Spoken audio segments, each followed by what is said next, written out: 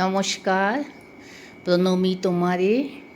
আমার সকল বন্ধুবান্ধবকে শুভেচ্ছা জানিয়ে আমার গল্পমালার দেশের এই পর্বটির দ্বিতীয় গল্পটি পড়ছি।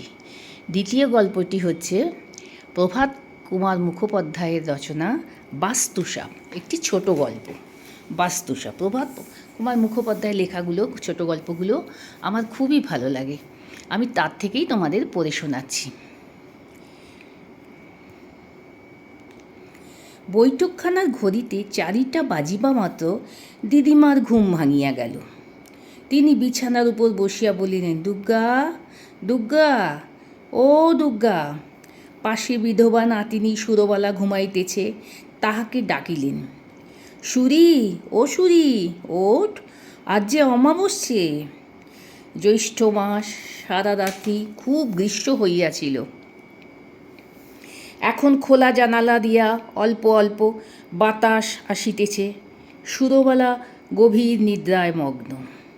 দিদিমা আর অপেক্ষা করিতে পারেন না। সূর্যোদয় হইয়া গেলে আর গঙ্গা স্নানের পুণ্যফল হইবে না। তাই আবার ডাকিলেন, সুরি, ও সুরি। সুরবালা উঠিয়া বলিল, উমা, তাই তো, ভোর হয়ে গেছে যে। দিদিমা বলিলেন, সব জিনিসপত্র গোছান আছে, চল শিগগিরই বেরিয়ে পড়ি।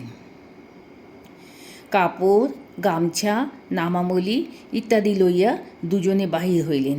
তখন অল্প অল্প আলো উঠিয়াছে। উঠানে নামিয়া দিদিমা অগ্রবর্তিনী হইলেন। সুরবালা তাহার পশ্চাতে চলিল। খিড়কির দরজার কাছে যে আতা গাছ আছে, তাহার নিকট আসিয়াই দিদিমা, ওগো, মাগো বলিয়া চিৎকার করিয়া উঠিলেন। সুরবালা সভয়ে বলিল, কি হয়েছে দিদিমা? দিদিমা বলিলেন, হায় হায় হায়, সর্বনাশ হয়ে গেছে। সুরবালা বলিল, কি কি হয়েছে দিদিমা? দিদিমা অঙ্গুলি দিয়া আতা গাছের তলা দেখাইয়া দিলেন। ভয়ে ভয়ে নিকটে গিয়া সুরবালা দেখিল একটি ছোট মোটা কালো সাপ রক্তাক্ত কলেবরে মরিয়া পড়িয়া রহিয়াছে। সুরবালা বলিল, হ্যাঁ দিদিমা, বাস্তু? দিদিমা বলিলেন, বাস্তু বই কি, দেখছিস নে? আহা হা হা, এমন মহাপাপ কে করলে? বাবা, কে তোমায় এমন করে হত্যা করলে? দিদিমার চক্ষু দিয়া টস টস করিয়া জল পড়িতে লাগিল। গঙ্গা স্নানে আর যাওয়া হইল না। রান্নাঘরের বারান্দায় উঠিয়া বসিয়া হরিনাম জপ করিতে লাগিলেন। তাহার হাত ঠক ঠক করিয়া কাঁপিতে লাগিল, হাতের মালা দুলিয়া দুলিয়া উঠিতে লাগিল। দিদিমার ভাবগতিক দেখিয়া সুরবালা কাঁদিয়া ফেলিল। কি হবে দিদিমা? দিদিমা বললেন, হবে আর কি, আমার মাথা হবে। ভিটের ব্রহ্মহত্যা হলো, এ বংশ কি আর থাকবে? নির্বংশ হয়ে যাবে। লক্ষ্মী ছেড়ে যাবে, লক্ষ্মী ছেড়ে যাবে। কাচ্চা বাচ্চা নিয়ে কোথায় দাঁড়াবো? হে নারায়ণ, হে মধুসূদন, হায় হায় হায়। এ ঘোর আশঙ্কায় সুরবালার মন বিপর্যস্ত হইল। সে চলৎশক্তির রহিত রইল। পিতামহীর জানু জড়াইয়া সেইখানেই বসিয়া পড়িল। এই সময় উঠানে দূরে শ্বেত বস্ত্র পরিহিতা এক নারী মূর্তি দেখা গেল। দিদিমা বলিলেন, কে ও, বৌমা? হ্যাঁ, কেন মা? এদিকে এসো।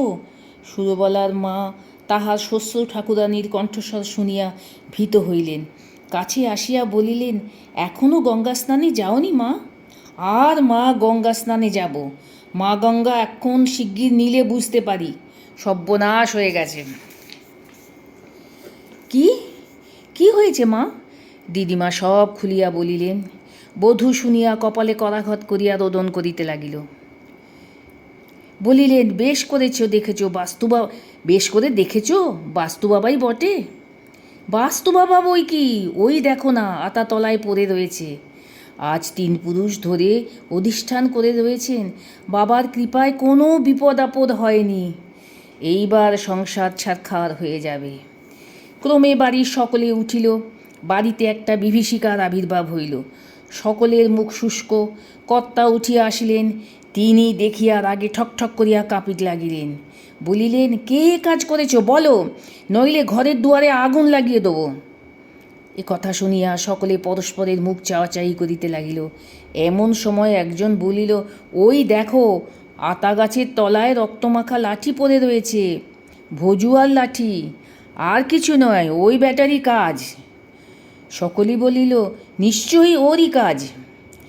এই কথা বলিতে বলিতে ভজিয়া আসিয়া উপস্থিত হইল। সে একজন খোট্টা, কয়দিন হলো এ বাড়িতে চাকর নিযুক্ত হইয়াছে। দেহের বর্ণটা মহিষের মতো কালো, মাথার অগ্রভাগ কামানো, বয়স আন্দাজ 20 বৎসর। এই নতুন বাংলাদেশে চাকরি করিতে আসিয়াছে। কর্তা তাহাকে বলেন, ভজুয়া, ইধার আও। ভজুয়া তাহার কাছে গিয়া মুখ পানে চাহিয়া রইল। তিনি বলিলেন, তোম সাপ মারা হ্যায়? কাহে মারা? सांप आदमी को दुश्मन है, मारेगा नहीं, मारा तो क्या हुआ? কর্তা বলিলেন, क्या हुआ রে শালা, তোর বাবার সাপ? ভজুয়া পিছু হটিয়া উদ্ধতভাবে বলিল, মুখ সামালকে বাদ কর না বাবু। এই কথা শুনিয়া কর্তা ভয়ানক ক্রুদ্ধ হইয়া পাগলের মতো ভজুয়ার উপর পড়িলেন। পা হইতে চটি জুতা খুলিয়া পটাপট তাহাকে প্রহার করিতে লাগিলেন।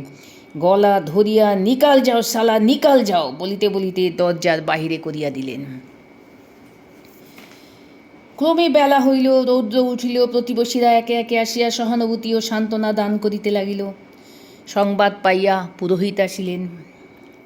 দিদিমা তাহার কাছে গিয়া বলিলেন, বাবা, এই বিপদে রক্ষে করো, আমার সংসার যাতে বজায় থাকে, বাবা তাই করো।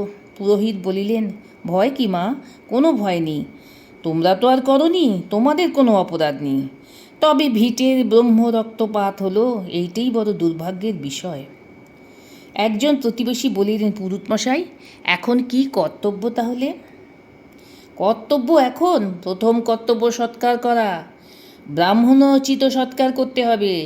শাস্ত্রানুসারে সাপের মুখে একটা তাম্রখণ্ড দিয়ে গঙ্গা তীরে নিয়ে গিয়ে দাহ করতে হবে।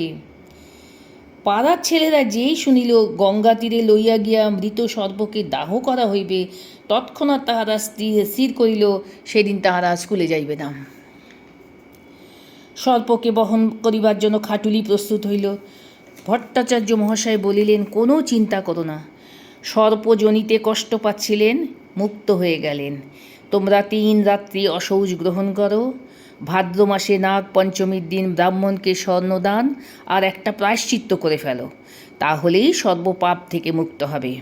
বাস্তুসাপ হচ্ছেন কুলদেবতা কিনা, শাস্ত্রে প্রমাণ রয়েছে। সর্বে বাস্তুময়া দেবা সর্বং বাস্তুময়ং জগৎ পৃথ্বী ধরস্তু বিজ্ঞয় বাস্তুদেব নমস্তুতে। এদিকে খাটুলি তৈয়ারি পর্ব।